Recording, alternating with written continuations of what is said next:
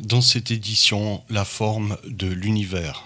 Il y a un débat chez les scientifiques mainstream pour essayer d'évaluer et donner une opinion sur la forme de l'univers.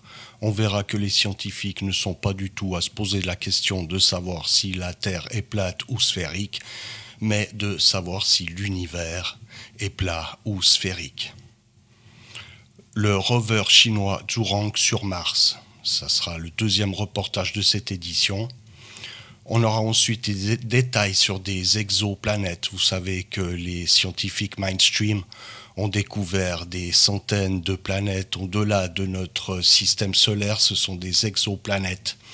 Et maintenant, ils connaissent tellement bien certaines d'entre elles qu'ils arrivent à nous donner des détails.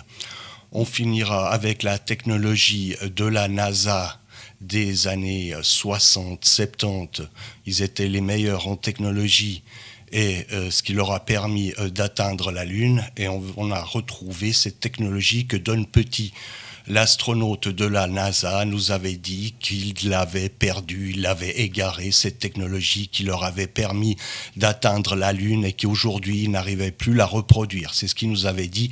Eh bien, Hirou a réussi à retrouver cette technologie. C'est dans cette édition de Flat Earth News.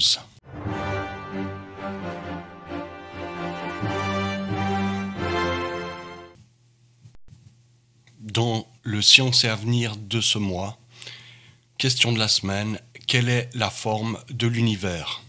Notre univers est-il vertical, horizontal ou circulaire ? C'est notre question de lecteur de la semaine. On va se poser la question, en gros, de savoir si l'univers est plat ou en forme de sphère. Je rigole pas, hein. La bonne propagande, ça. Un univers que l'on a longtemps pensé plat. Quelle est donc la forme de l'univers ? Depuis une décennie, la réponse semblait acquise, plat. Ainsi, deux rayons lumineux peuvent voyager toujours en ligne droite sans se rencontrer. Or, un article publié en 2019 dans la revue Nature Astronomie par une équipe italienne revient sur cette platitude qui semblait si bien intégrée dans le modèle cosmologique dominant. Il suggère que l'univers serait sphérique et donc fermé, ce qui signifie qu'un rayon lumineux partant d'un point finirait par revenir à son point de départ. C'est pour l'heure une hypothèse de travail qui n'est pas encore tranchée et qui traduit le fait que les cosmologistes ne sont pas pleinement satisfaits de leur modèle.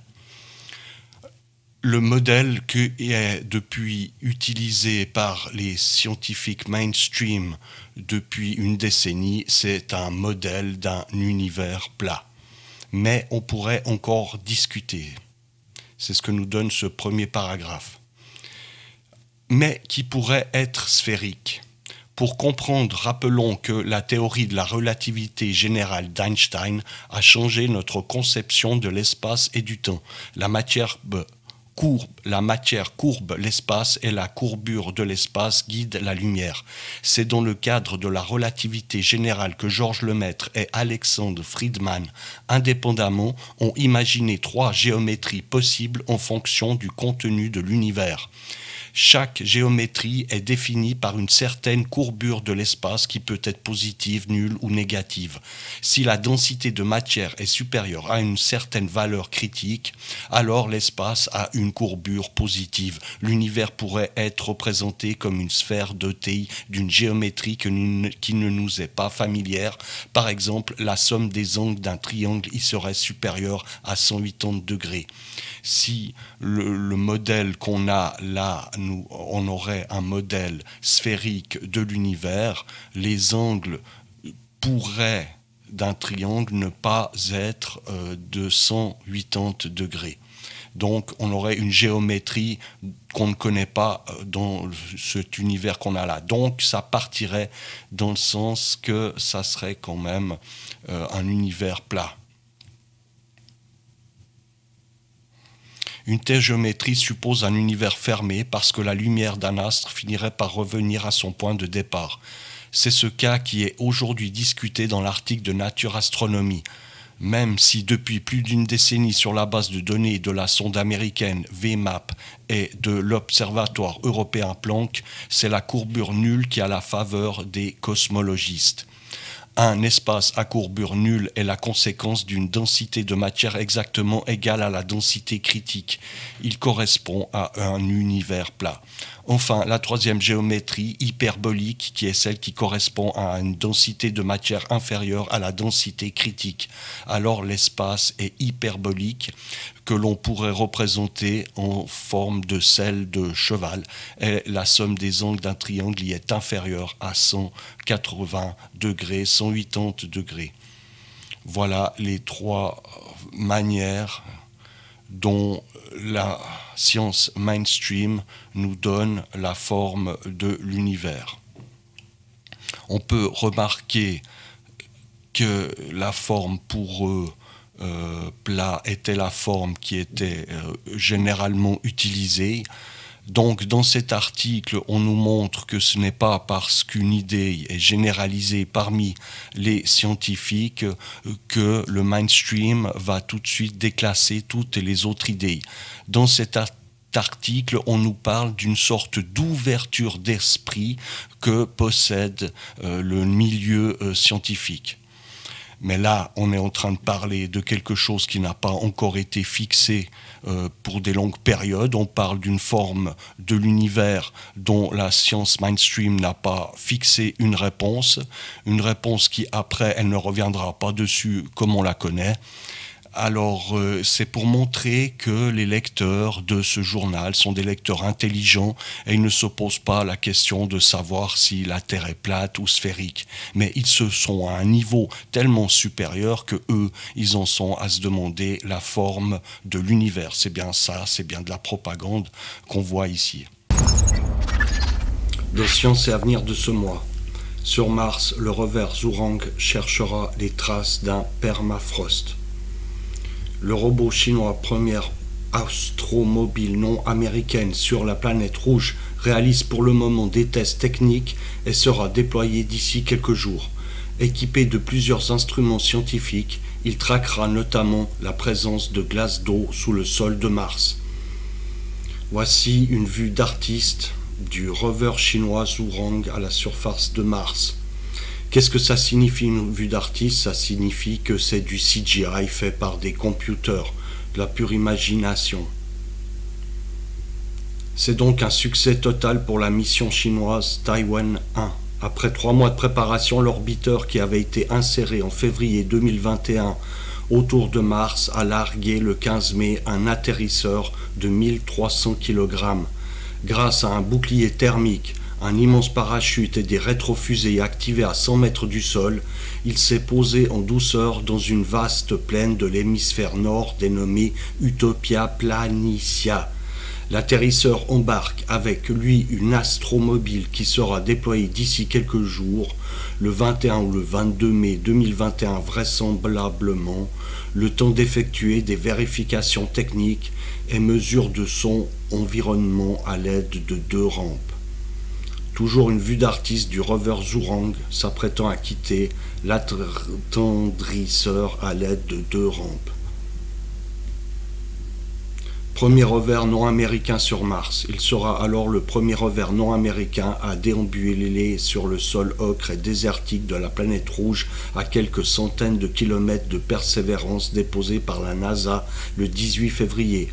Avec cette prouesse technologique, la Chine devient ainsi la première nation après les États-Unis à réussir un atterrissage sur Mars. Ouh, watch. For teaching family and friends about where they actually live. The sky is a perfect clock. The sun measures the days. The moon measures the months. The stars, the zodiac, measures the years. The Flat Earth Sun, Moon, and Zodiac Clock app with new added features. Weather. Tap for detailed local weather information. Know what phase and where the moon is at all times. Watch the sun travel between the tropics for the seasons. Amazing backgrounds. Or add your own. 12/12 or 24-hour clock face. Add a countdown to your next big date. Learn the truth about our world with the featured video of the day. now with Moon Data Phase Percentage and clean screen features. Simply click off all the items you don't wish to see. Don't let them throw off your natural rhythm with fake daylight savings time. Know the true time. Now with FAQ video links, quickly reference redundant flat Earth questions. Easily turn on and off the new compass feature. The Flat Earth Sun, Moon, and Zodiac Clock app is the best tool to show your friends and strangers how the Flat Earth actually works. Dans le Science et Vie de ce mois, 3 découvertes sur les étranges super-terres. Les étranges super-terres, c'est des planètes qui sont hors de notre galaxie, des exoplanètes. Ils disent dans le mainstream qu'ils en ont découvert plein, il y en a plein, des endroits où, bien entendu, des extraterrestres pourraient y vivre, ou ce serait aussi un moyen de propagande, de donner un idéal à la population dans un monde qui est manifestement trop pollué pour qu'ils continuent à l'accueillir dans de telles conditions. L'homme pourrait donc avoir un confort supérieur en découvrant une nouvelle planète et en pouvant continuer à accroître la population. L'article commence ainsi: ces exoplanètes rocheuses, plus massives que la Terre, excitent l'imagination. Il faut avoir beaucoup d'imagination, c'est vrai. Les astronomes en ont identifié des centaines. L'orbite et la taille de certaines trouvailles récentes révèlent des mondes très originaux du jamais vu dans notre système solaire. Ils connaissent tellement bien maintenant ces planètes qu'ils arrivent à nous sortir des détails. L'une aurait une seule face couverte de volcans. C'est une de ces exoplanètes. Il s'agit de LHS 3844b. Cette super-Terre, à peine plus grosse que notre planète, orbite 500 fois plus près de son étoile, et lui présente toujours la même face. Conséquence, un côté à 770 degrés et l'autre à moins 250 degrés. Il y a une grande différence d'un côté à l'autre de cette planète, soi-disant, suivant qu'on soit placé devant le Soleil ou de l'autre côté de la planète. Le tout enveloppé d'une surface solide, sombre, sans atmosphère. Pour l'équipe de l'université de Berne, qui a simulé ces flux de chaleur interne, cette configuration conduirait à une tectonique des plaques hémisphériques. Le magma circulerait d'une moitié de la planète vers l'autre. En supposant qu'un noyau radioactif la chauffe de l'intérieur et que son écorce soit suffisamment malléable, les laves chaudes monteraient toujours côté jour. C'est une supposition que sur cette planète, le côté vers le Soleil serait plus malléable et plus chaud, ce qui engendrerait un attrait de la lave de ce côté. Et toute la lave irait donc du même côté. Ça serait une particularité, mais tout ça, ce sont des suppositions d'une planète en supposition. Tout est supposition. Une autre compte plus de 10 milliards d'années. Même s'ils nous disent que ces planètes, ils les ont découvertes, on a bien compris que ce sont seulement des signaux décodés. Les données de l'observatoire Keck d'Hawaï indiquent que TOI 561b, c'est le nom qui donne à des planètes, est moins dense que la Terre et qu'elle s'est donc formée dans un environnement pauvre en métal à une époque où les étoiles n'avaient pas encore produit beaucoup d'éléments lourds. Effectivement, elle a été repérée dans la région berceau des premières étoiles de notre galaxie. Son existence prouve qu'il y a 10 milliards d'années, notre jeune univers produisait déjà des planètes rocheuses. Ils pensent que comme cette étoile, cette planète, elle est dans un lieu où il y a des étoiles, où c'est que là, il y a du métal, ça prouverait que son existence a 10 milliards d'années, avec des méthodes de calcul au carbone 40 ou autres méthodes radioactives qui n'ont aucune vraie valeur scientifique. Une dernière était autrefois une géante gazeuse, la dernière exoplanète dont il donne des détails. De l'hydrogène, du cyanure d'hydrogène, du méthane. Voilà ce que le télescope Hubble a détecté dans l'atmosphère de JIJ 1132b. C'est le télescope Hubble qui a détecté de l'hydrogène et du cyanure. On aimerait bien savoir comment il a fait. Des chercheurs de la NASA avancent qu'elle aurait été au début de sa vie un monde gazeux, une sous-Neptune. Son épaisse enveloppe d'hydrogène et d'hélium aurait été balayée par les vents de son étoile jaune et chaude, laissant son cœur solide à découvert. Il aurait perdu tout son extérieur. Il n'y aurait plus que le centre chaud à cause de les vents de l'étoile. Voilà. Les simulations montrent que le dégazage d'hydrogène dissous dans les roches aurait pu produire l'atmosphère observée aujourd'hui, sa seconde atmosphère. Voilà une autre planète qui aurait perdu son atmosphère et qui, par chance, aurait eu les gaz nécessaires à dégager son atmosphère actuelle. Ils ont donc, selon eux, toutes les preuves nécessaires pour commencer à introduire cette idée dans le milieu scientifique. Et au bout d'une dizaine d'années, cet indice deviendra une preuve. Je vais revenir maintenant sur des paroles de Don Petit, des paroles qui ont fait beaucoup parler d'elle à l'époque.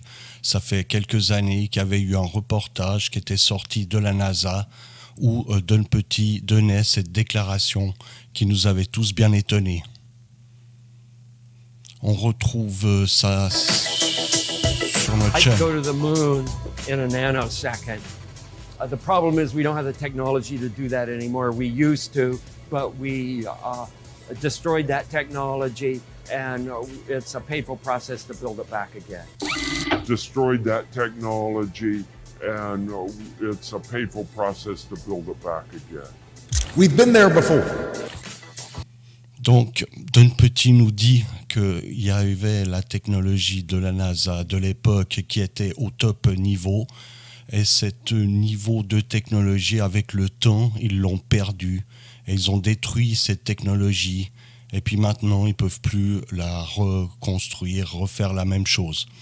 On se demandait, mais quelle était donc cette technologie de folie qu'ils ne peuvent plus refaire aujourd'hui. Et donc on allait aller jusqu'à dépenser, comme moi, à me dire que cette technologie, c'était le noir et blanc de l'époque qui rendait ces images vraisemblables, puisqu'on pouvait faire valoir qu'on n'avait pas d'images HD et avec toute la définition qu'on a aujourd'hui.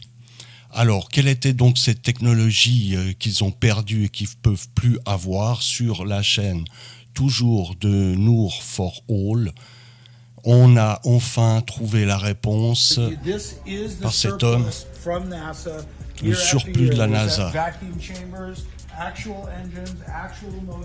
This is the lost technology that NASA talks about. They say it's a painful process to bring it back. On behalf of Flat Earth, I present to you the painful process of going to the moon that they've scrapped entirely since the 60s. In 50 years, this stuff's been sitting right here. So we're in a place called donc ce qu'on voit là, c'est les vrais. And they've been buying surplus for years. At the end of a project, Gemini, Apollo, or something, by government process, it shuts down fiscally. And it has to go to auction, and c'est les vraies machines, la vraie technologie donc. This is where it ended up, and they scrap certain things and they keep other things. We don't think rockets can even work in space, but they made one anyway. I understand that some believe that we should attempt a return to the surface of the moon first, as previously planned. But I just have to say, we've been there before. We've been there before. We've been there before. Voilà, la question est résolue, on sait où sont ces technologies disparues. Merci Hirou. Pour terminer la météo, il a fait beau aujourd'hui sur le lac Léman. Les images ont été prises ce dimanche.